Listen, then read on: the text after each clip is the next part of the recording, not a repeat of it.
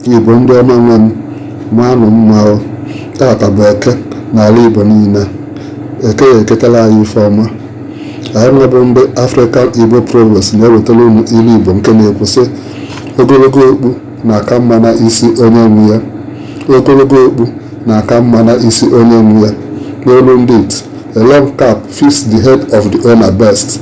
Mpụtara ilu a bụ na ọ dịghị onye na-ekweta na ihe ya bụ nke kacha mma.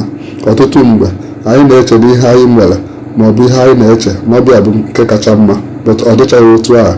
Mgbe ọnọdụ otu a dapụtara, ndị Igbo na-atụ ilu sị, ogologo okpu na-aka mma na isi onye nwe ya. Anyị nwekwara gwam gwam ụbọchị nke tata. Ọ bụrụ na ị ma asụsụ ya, jee na nke ndị oyibo na-akpọ kọmentị ma nye anyị ụsa ya. Gwa m nwoke ọcha a na-ama ụra n'afịa. Gwa m nwoke ọcha a na-ama ụra n'afịa. Ndị Igbo mazuo olu mma o.